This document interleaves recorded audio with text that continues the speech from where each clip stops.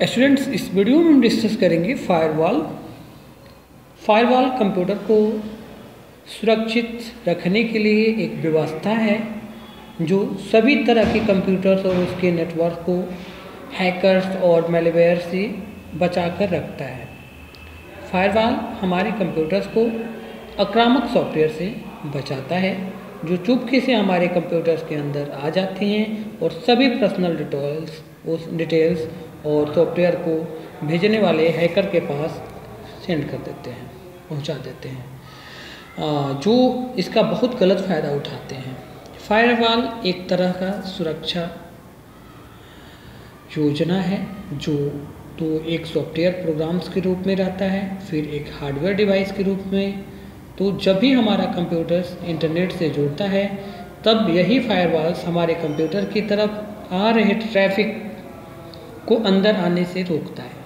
Example के तौर पर मैं आपको बताऊं तो ये कि जब कभी हम कंप्यूटर्स में इंटरनेट को यूज कर रहे होते हैं या किसी वेबसाइट में जाते हैं तो कुछ वीडियो देखते हैं, साथ में उन्हें डाउनलोड भी करते हैं, फिर उन सब के अलावा इंटरनेट पर भी कुछ भी काम कर रहे होते हैं, तो ऐसे में जो भी ट्रैफिक हमारे कंप्यूटर्स की तरफ आ रहे होते हैं तो उनको फायरवॉल रोकता है। वो हमारे कंप्यूटर के नेटवर्क में चारों तरफ का एक दीवार खड़ा कर देता है ताकि कंप्यूटर्स में कोई भी अनवांटेड सॉफ्टवेयर ना आए। ठीक।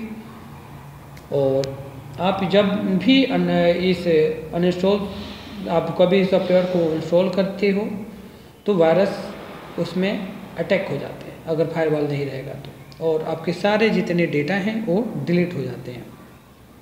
तो फायरवॉल सिर्फ उन्हीं चीज़ों को अंदर आने के लिए जगह देता है जिनको हम यानी यूजर आने की इजाज़त देते हैं। इसके अलावा कोई भी मैलवेयर या वायरस के अंदर आने की इजाज़त नहीं देते। अगर फायरवॉल अगर आपका ऑन है तो इजाज़त नहीं दिया जाएगा। ठीक है। अगर हमारे कंप्यूटर्स में पहले से ही अवेलेबल वायरस हैं तो उनको एक बहुत सारे जगह पे जाने नहीं देते हैं और वहाँ पे उनको जो है किसी और कंप्यूटर्स में उनको जो है जाने नहीं देते हैं अगर फायरवॉल्स लगे होंगे तब। अगर फायरवॉल्स नहीं लगे होते हैं तब जाकर दिक्कत होती है। ठीक है।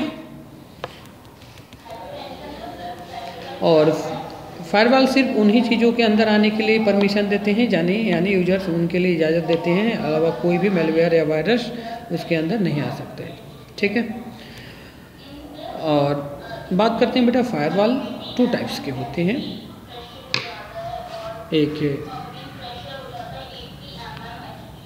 सॉफ्टवेयर फायरवॉल और सेकेंड है हार्डवेयर फायरवॉल। ठीक है।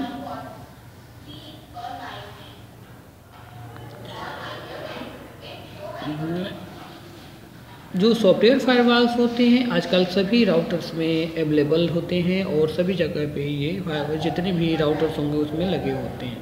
ठीक है। कम से कम इस एक कंप्यूटर को दूसरे कंप्यूटर्स में वायरस को जाने से प्रोटेक्ट करके रखते हैं। जैसे मान लीजिए कि आपके कंप्यूटर में आपके रूम में 21 कंप्यूटर्स लगे हुए हैं, उनको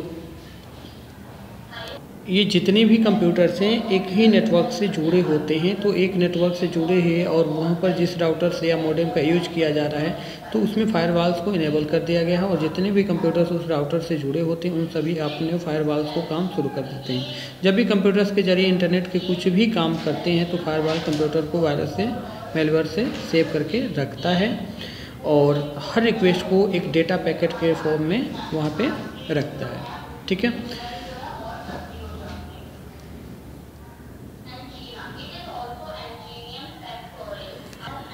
दूसरा है हमारा हार्डवेयर फायरवॉल। तो सॉफ्टवेयर जो फायरवॉल्स होते हैं वो जो है हमारे न्यू ऑपरेटिंग सिस्टम जैसे विंडोज 7 या 8, 10, विस्टा इन भी ऑलरेडी जो है डिफ़ॉल्ट इन पे लगे होते हैं और ये हमें प्रोटेक्ट करके रखते हैं। कोई किसी भी और वायरस या आपको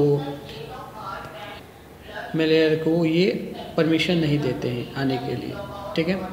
अगर जैसे ही हम आप कोई भी एंटीवायरस सॉफ्टवेयर अपडेट कर देते हैं, जैसे कि अवास्ट हुआ या क्विक हेल हुआ